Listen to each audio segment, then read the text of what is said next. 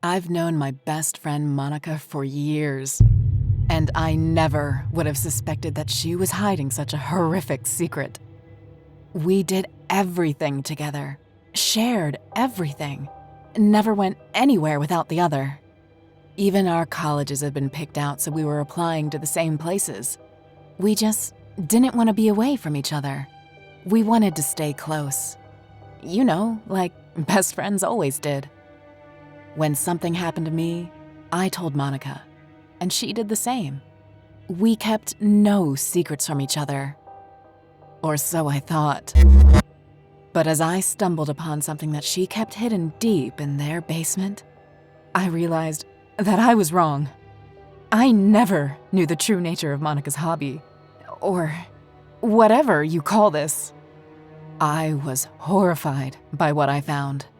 The kind of deep-rooted horror that makes your blood run cold, and had you hoping that at any moment now, you were just going to wake up from your nightmare. Unfortunately for me, I wasn't dreaming. This was seriously happening. It was clear that Monica had been keeping this a secret for a long time, and now that I knew the truth, I wasn't sure if our friendship could ever be the same. I couldn't help but wonder how well I truly knew my best friend, and what other secrets she might be hiding. Now, let's get back to what Monica has been up to over the past several years. We met when we were in kindergarten. Her family moved in across the street from mine. I never saw her father, though Monica promised he lived there. He worked from home. That didn't change, even as we got older. Her mother would drift past the windows sometimes and drive Monica places, though I never really spoke to her either. And her father, who even as a teenager, Monica assured me lived with them, was just never there. We grew up together. We went through school together, cheer squad, lunch, every after-hours activity. If one of us did it, then the other one did it. The same thing happened with college. We got accepted into the same local place, which meant that neither of us had to move out right away. I was 20 before I had saved up enough to get my own rental. I tried to convince Monica to move in with me, but her mother had gotten sick about 2 years back, and she didn't want to leave her alone. I understood that. Family is important, right? So, for the first time in ages, we didn't live across the street from each other. We lived about 20 minutes away. That's when it all started to get weird. I realized that I hadn't seen Monica's mother in a while. Then I realized that I hadn't been over to her house for a while. Cue sleepover. Except we're both in our 20s, so we didn't want to call it that. Overnight catch-up was the term that we used. It made us sound more adult. It made me feel more adult. Like I wasn't just out there trying to spend a little time with my best friend. "Mom's sleeping upstairs," said Monica before I'd even fully made it into the front door. "We don't need to be quiet or anything, but we have to make sure that we don't go up there and bother her." "Got it," I told her. It was the only mention of her mother the whole night. Honestly, I was thrilled. It was like stepping right back into our high school years. We spent the better part of the night in her room, stretched out on the bed and the floor, painting our nails and talking. We listened to some music, sharing new songs and new bands. But our music taste was so similar to each other, we had pretty much nothing new to share. That sent us into a laughing fit. "I'm glad that I've got you," said Monica after we had gotten changed and were starting to settle in for the night. "It's so easy to lose people. I never want to lose you." She must have been thinking about her mom. I took her hand and gave it a squeeze. "You're never going to need to worry about that. Best friends until the end, right?" "Right," Monica smiled at me. We finished getting ready. She took the bed, and I took the blow-up mattress on the floor. But I couldn't get to sleep. Something was bothering me. Where was Monica's father? I had been here literally all day, and not only had he not been mentioned, but he didn't look to be living here.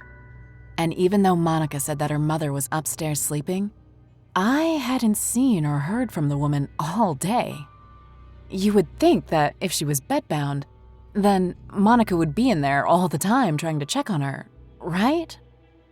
But as far as I could tell, my best friend hadn't even taken a plate of dinner up to her mother, or gone up to check on her before bed. For some reason, that made me uneasy. I thought about what she had just said. It was so easy to lose people.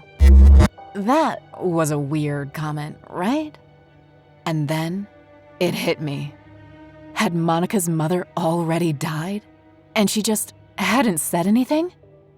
I turned to look at my friend, but she was fast asleep. Her long red hair was covering her face. No way was I gonna wake her up and just ask. But I had to know. Carefully, I got out of the bed and sneaked from the room. If Monica woke up and asked where I'd gone, I would claim dry mouth. So, I went upstairs, sticking close to the wall to make sure that the steps didn't creak under me. And then I made my way down the hall. It was dark. I used the flashlight on my phone as a guide. The door to Monica's mother's room wasn't locked. I opened it up, whispering, "Mrs. G?" No answer. I stepped into the room and shined my flashlight around. Nothing. Not only was there no one in the bed, there was a thick layer of dust on everything in the room. No one had been up here in a long time. Okay, now I was seriously creeped out. Even more than that, I was concerned. Did Monica have some sort of a mental break when her mom died? And she really thought that there was someone still up here? I would have to talk to her tomorrow. For now, I closed the door and went back downstairs. I made a sideline to the kitchen to get a bottle of water from the fridge, just to make sure I had my bases covered. As I turned around, I caught sight of the basement door. I had never been in the basement, not in all the time that I had been coming over here. It crossed my mind, could that be where her father spent his time? Maybe he had always been a recluse, and after his wife died, he retreated even more. I had to find out. If I could do something to help Monica, then I needed to try. So, I opened the basement. A strange smell hit me. It was like a chemical. I made my way down the stairs. They creaked beneath me. The basement was larger than I had been expecting. There were several shelves up front, which seemed to make a wall of sorts, with a passage between them. The shelves were covered in taxidermied animals. Their corpses were well preserved. Some of them had clearly been done by a beginner and were misshapen and patchy. But others must have been done more recently. Squirrels and rabbits first, with a few little songbirds mixed in. Then, the animals started getting bigger. That one was a fox, a raccoon. There was a house cat, a Yorkshire Terrier. Wait, I stepped closer. That's Mimi! She was the neighbor's dog who had gone missing when we were 16. My hand covered my mouth. I looked over the shelves, taking in the various household pets that were mixed in among the wildlife. Nausea twisted in my gut. I stepped through the gap in the shelves into the back of the basement. There was an old bathtub, stained with red. There was an armchair. A person was sitting in it. Though the back was facing me, it was a man. Oh my God, you have to be Mr. G. I rushed over to him, reaching out to put a hand on his shoulder. But he didn't move. He was cold and stiff beneath my touch. Fear gripped me. He was dead. Someone had taxidermied him. Bile bit at the back of my teeth. I spun around and realized that there was a massive table on the far end of the room.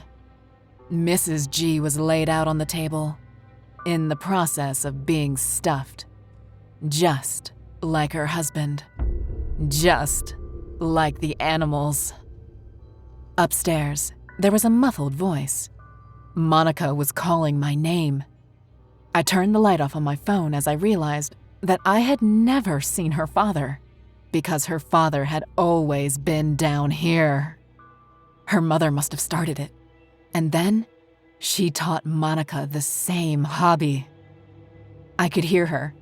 "Angel," she called out, "since we're both up, do you want to see some family heirlooms?" I backed away, pressing my shoulders to the damp wall of the basement. The stairs were creaking as Monica made her way down them. "I guess you already found them," said Monica. "Don't be scared, Angel. I just don't want to lose them. I don't want to lose you either." I hunkered down onto the ground. She was coming down here. She was going to find me. And I needed to figure out what I was going to do. So far, I've got nothing. Subscribe today or beware.